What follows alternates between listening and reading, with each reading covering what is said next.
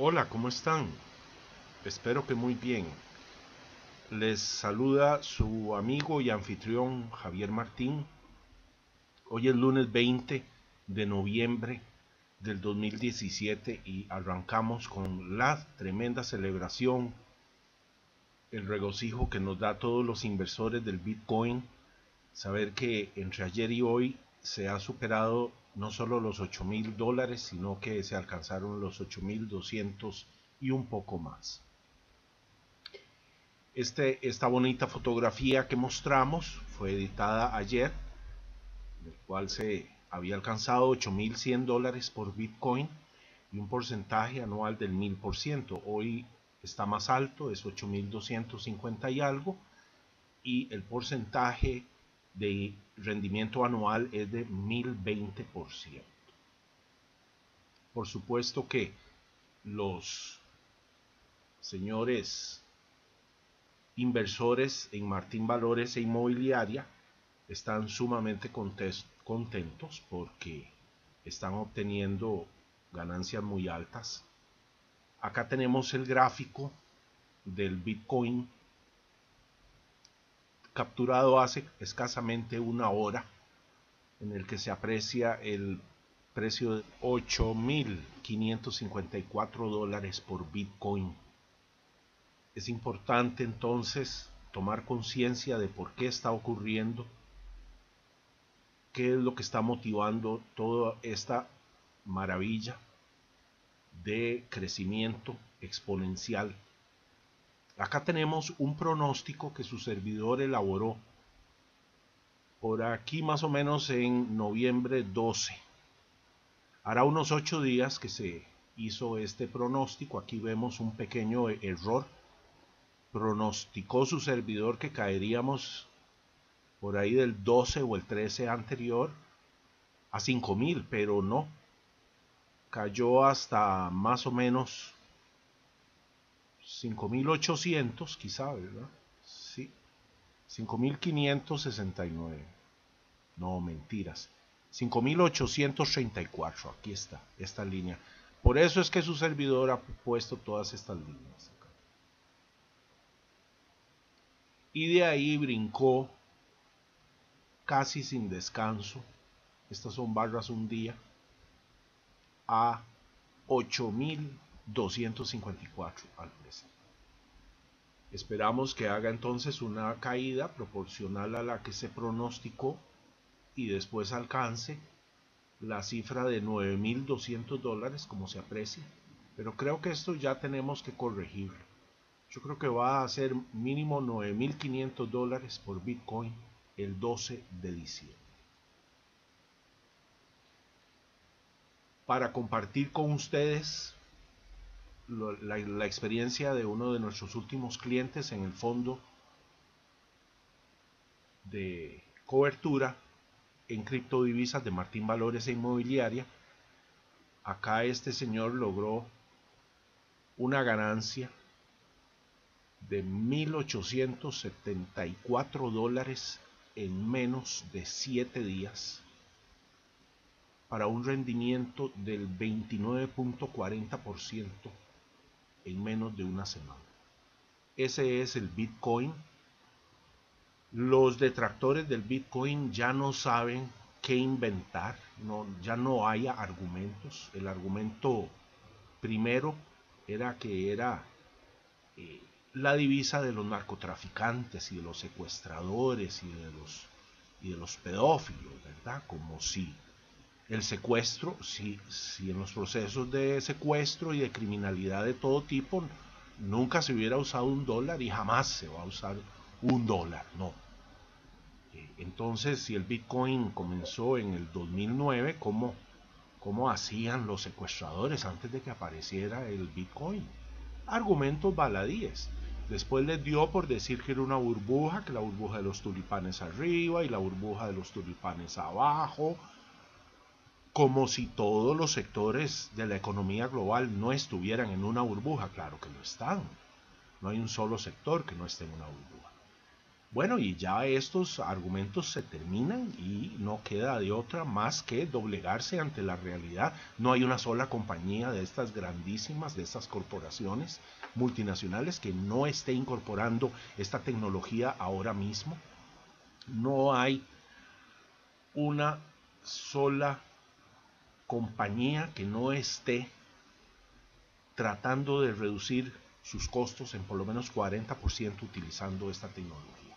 Acá tenemos en la imagen entonces el rendimiento de las por lo menos tres principales criptos, a saber Bitcoin, Ethereum y Litecoin, los rendimientos diarios, semanales, mensuales, anuales y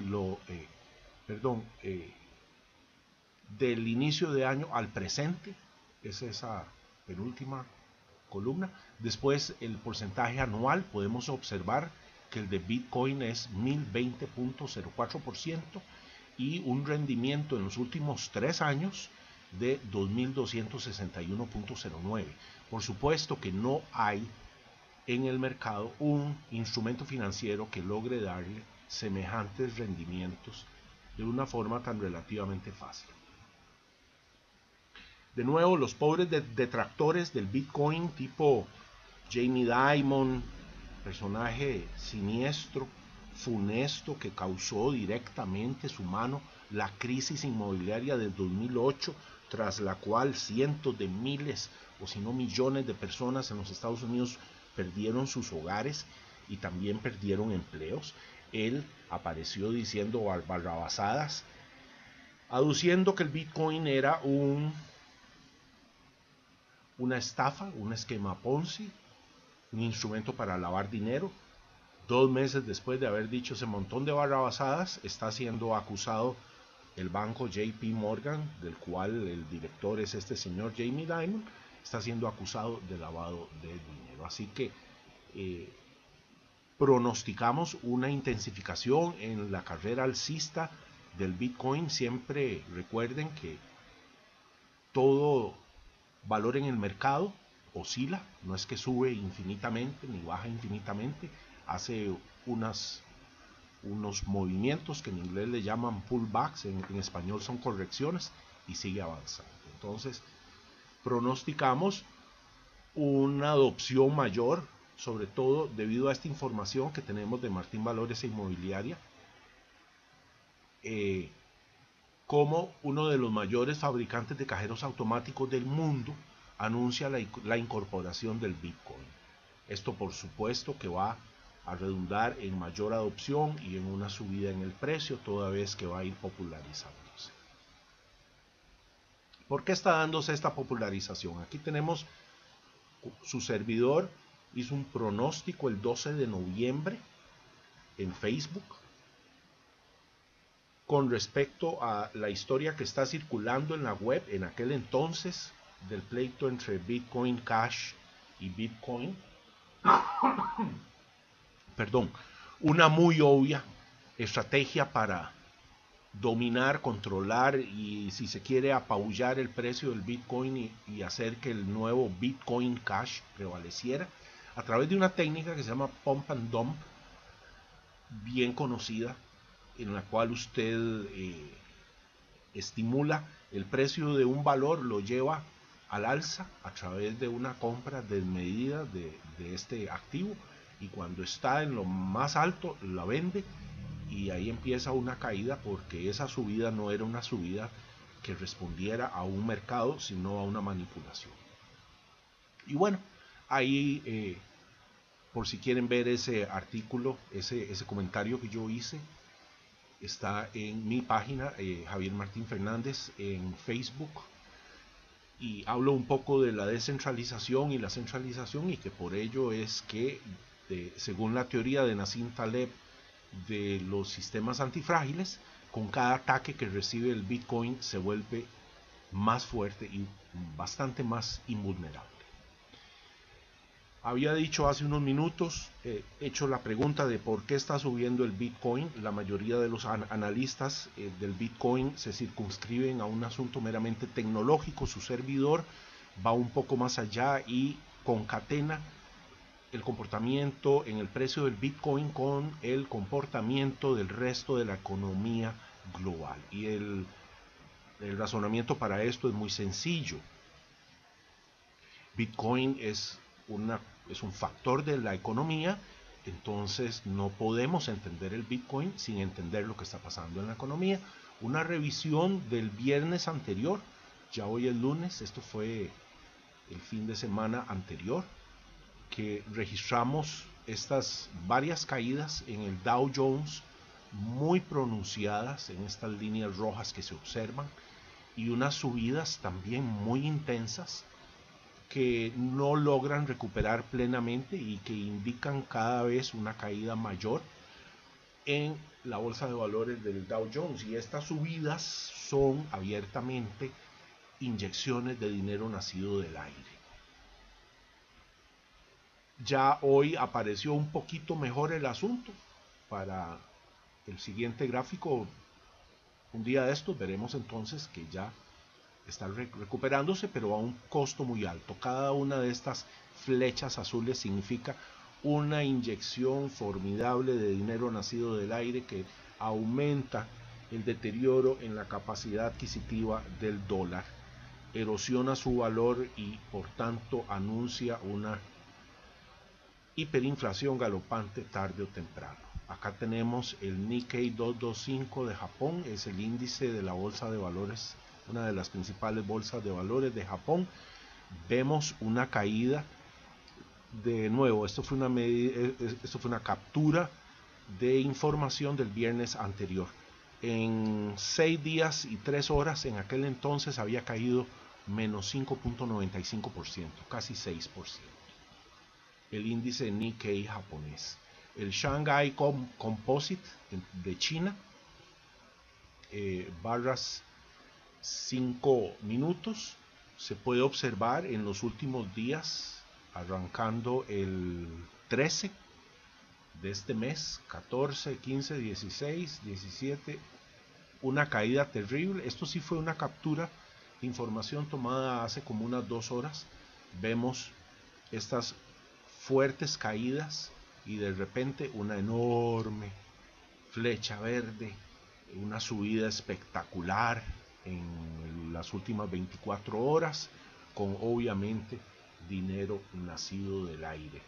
¿Por qué decimos eso? Porque estas no son conductas normales, estos no son patrones armónicos que se observan tradicionalmente cuando uno revisa los gráficos.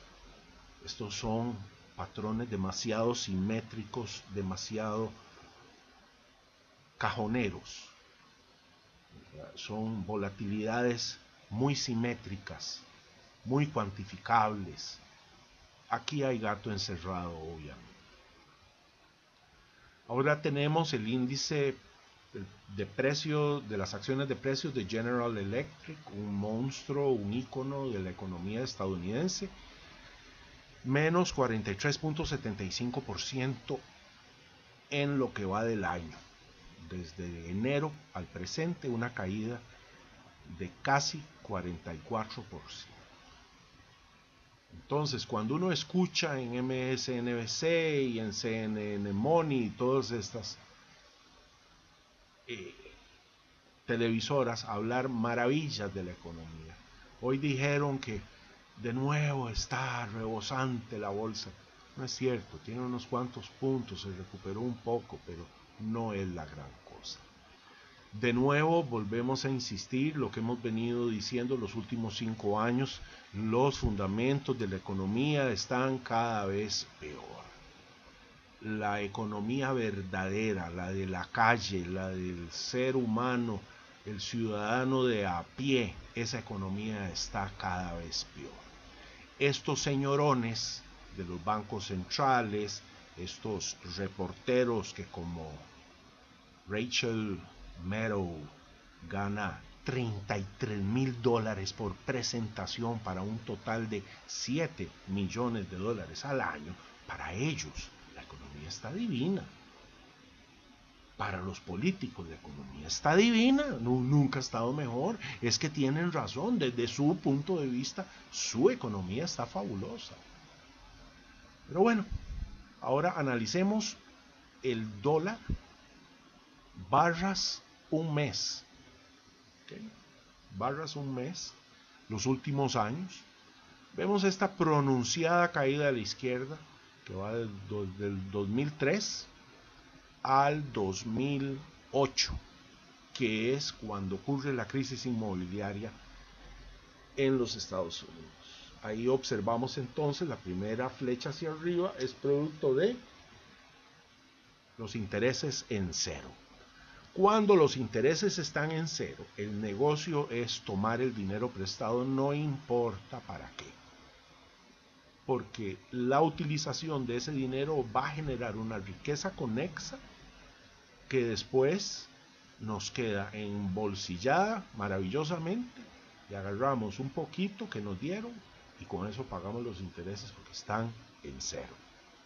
Por eso es que se ve esa subida pronunciada entre el 2008 y el 2009. Después, ¿qué pasa? Que vuelve a caer. Y aparecen las siglas QE. Eso es en inglés, Quantitative Easing, que es más fácil que poner flexibilización cuantitativa. Este es el término correcto en español. Que ambos son un eufemismo para decir emisión de dinero nacido del aire. Un poco más técnicamente se diría emisión inorgánica. Bien, y ahí empieza el vacilón. Vemos esa segunda flecha hacia arriba divina, esa subida espectacular y todos los señores de la prensa hablando maravillas y el presidente Obama atribuyéndose esas subidas fabulosas, ¿verdad? Y vuelve a caer. En el 2011 que arranca, entre 2010, más bien octubre de 2010 a enero de 2011, ahí arranca la flexibilización cuantitativa en Europa, en la Unión Europea y del Banco Central japonés.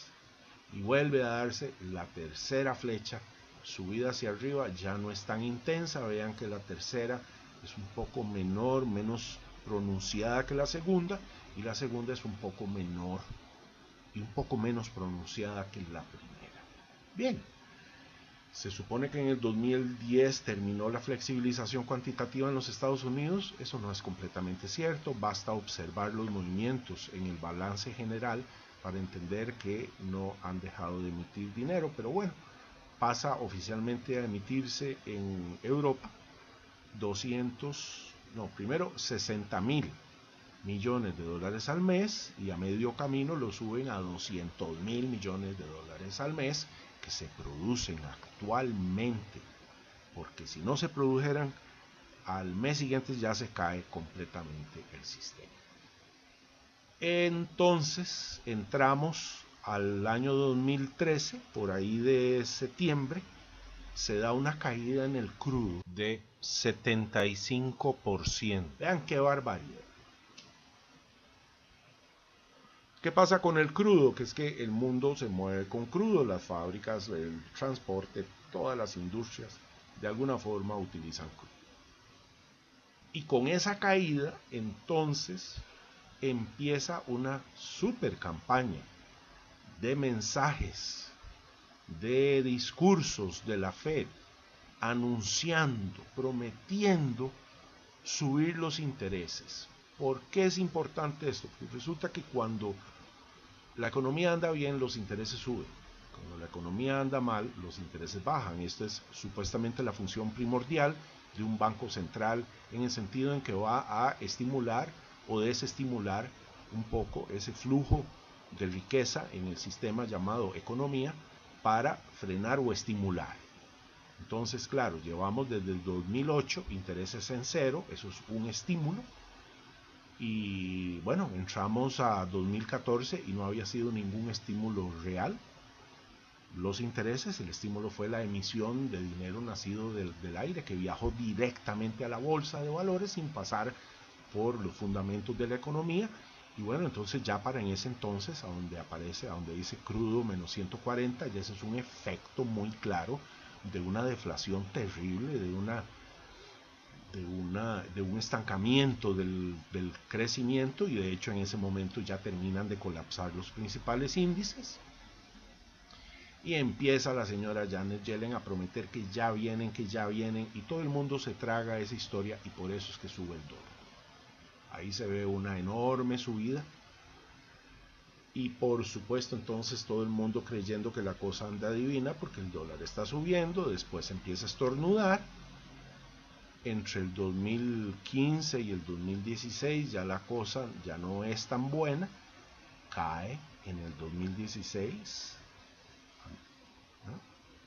A finales del 2015 cae, a inicios del 2016 empieza a subir, estimulado por un poco más de mentiras. Son varios años, la Fed llevaba ya en ese entonces 8 años, 7 años de decir que iban a subir intereses y no habían subido absolutamente nada. Ahí empieza el proceso de pérdida de credibilidad que estamos viviendo actualmente cuando se observa esa última flecha roja, que es, a mi juicio, la flecha que no va a dejar de caer. Este proceso inicia en el 2017 y lleva a una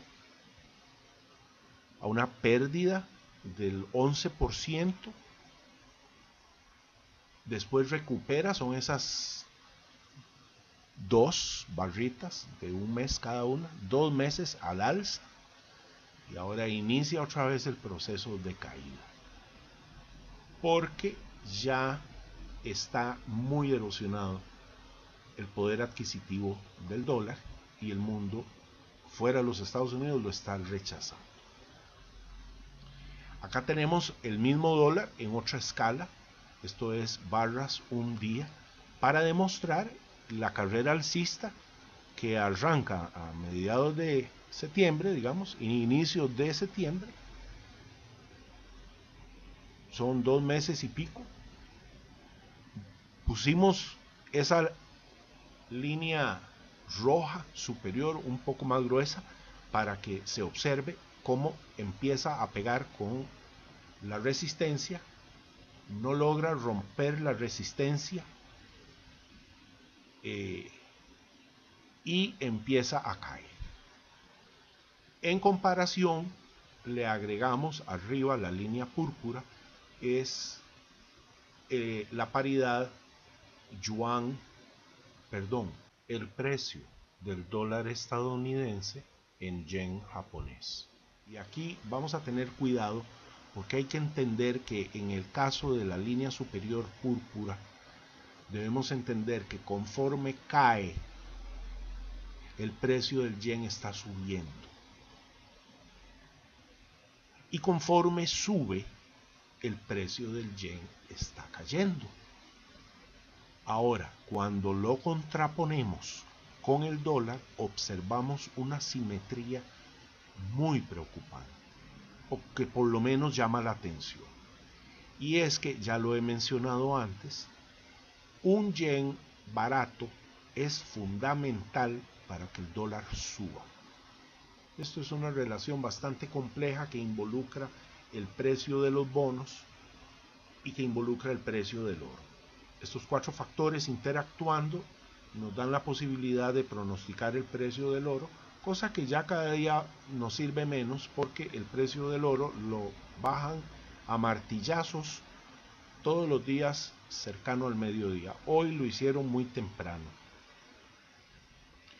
Vendieron oro papel por $2.000 millones y por supuesto bajó el precio, y entonces ahí después pasan el día de lo más divertido con un precio del oro bajo que permite entonces que la bolsa esté rebosante.